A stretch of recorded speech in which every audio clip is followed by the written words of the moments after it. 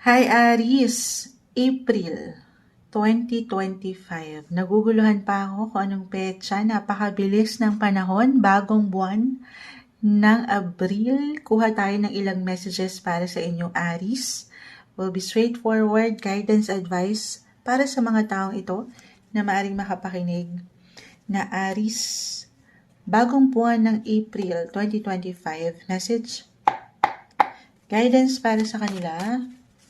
Guidance para sa mga taong ito. Aries, anong kailangan yung marinig? Ayun na. Tumatalon. Okay. Hindi natin pipigilan yung mga tumatalon-talon. Advice para sa mga taong ito. Mensaheng gabay po. May sumasama sa kamay ko. Tingnan natin. Isa-isa. 7 of Wands po ay narito. The 10 of Swords. The Ace of Cups. The Hermit. Queen of Cups reverse, the Princess of Cups reverse. Kunin ko na itong, ayan, dalawa na sumama sa akin. 8 of Swords reverse, and the 3 of Wands. Meron man po tayong ilang reversal na baraha, hindi po ibig sabihin ay hindi na agad okay. Meron lang po itong kalakip na mensahe.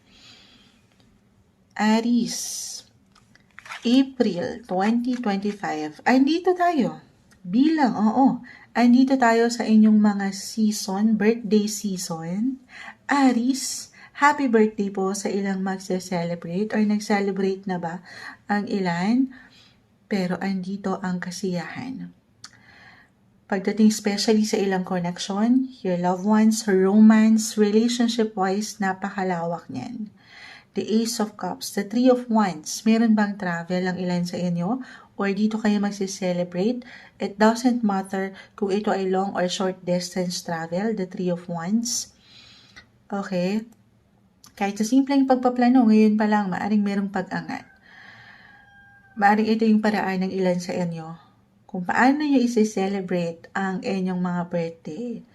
For some of you, just only take what resonate. Tayo po ay general reading. Okay. Para sa ilan, ito yung celebration, no? Yung celebration ito, more on parang low-key lang, tahimik, or ito yung hanapin talaga, hihilahin kayo ng universe, na sana mas, may pagka at peace, kumbaga, makakapagpahinga kayo, makakapagnilay-nilay kayo sa inyong mga buhay. Especially, maybe yan yung pinaka-reminder, Aries, ngayong buwan, no? Lalo pa kung meron talaga kayong ilang pinagdaanan na hindi ganun kagaanan nitong mga nakalipas na linggo or buwan, physically, mentally, emotionally. The 10 of Swords po. Kita mo may 10 espada na nakatagan, hindi kailangan katakutan or ano paman. Kahit sa simpleng pakiramdam na parang sandali naman, kailangan ko munang magpahinga. Minsan hindi na lang natin yan masyadong as an Aries, andyan yung fire. Yung init sa inyo na patuloy yung mabigyan ng proteksyon at oras, yung priority focus ang inyong mga buhay paggawa, relationship, andyan na lahat, yung mga possession sa inyong ginagawa, trabaho. So, sana, baka ito yung pinaka-advice for some of you, pakiramdaman po din ang inyong mga sarili. Sa part na ito, of course, kayo po ang higit na makapagsasabi.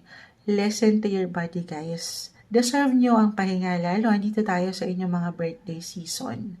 Deserve nyo yan. Or kung saan kayo higit na makapapahinga, nang makahinga sa ilang pinagdadaanan or patuloy nyong laban na nalalagpasan. Iba-iba tayo dyan, okay?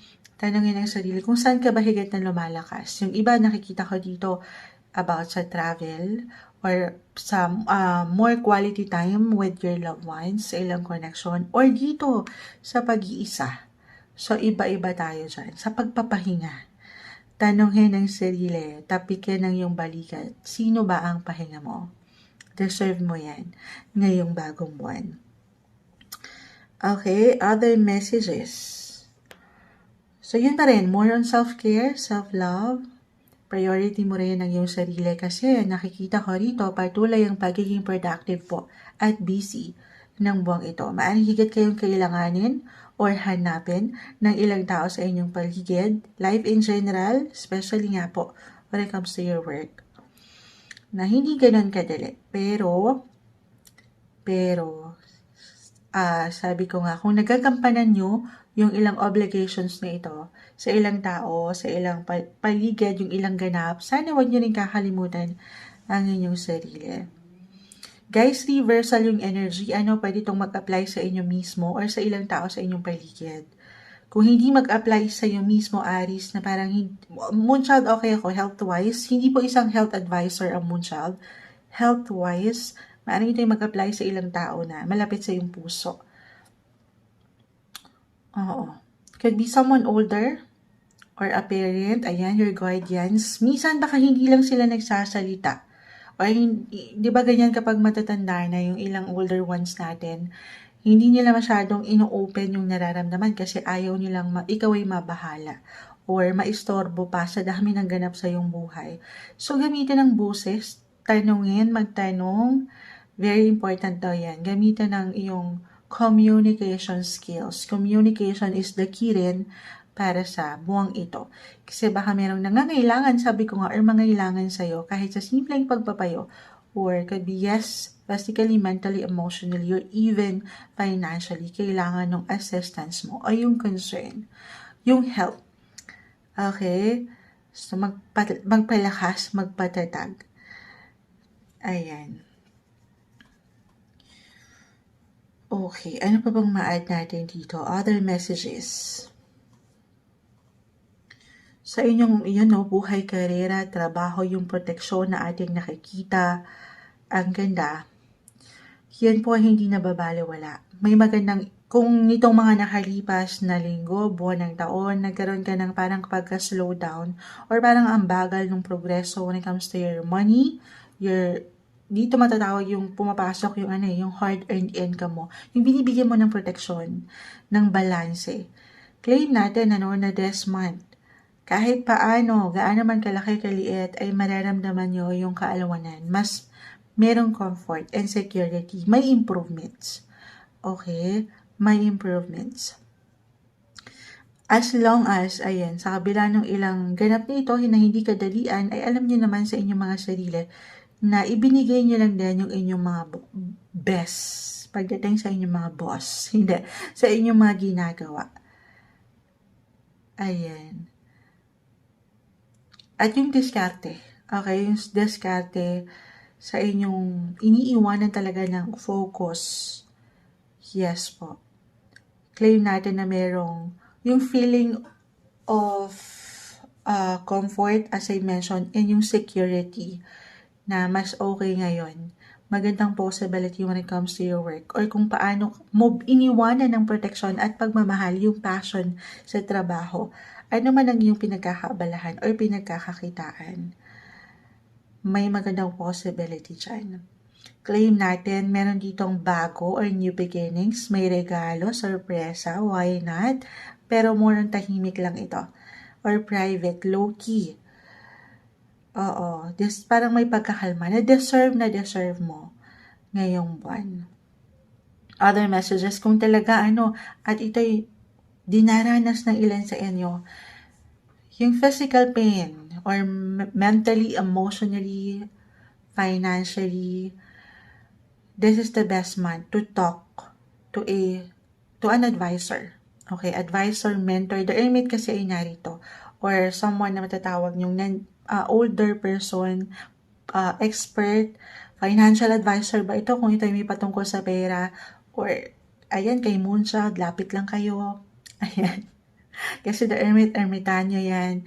Yung alam yung pwedeng mapagsabihan or mapagtanungan kahit sa simpleng pagpapayo lang, lalo pa kung meron ng ilan sa inyo ay pinagdadaanan na hindi madali. Isang salita ay hindi kayo dito nag-iisa. Merong support.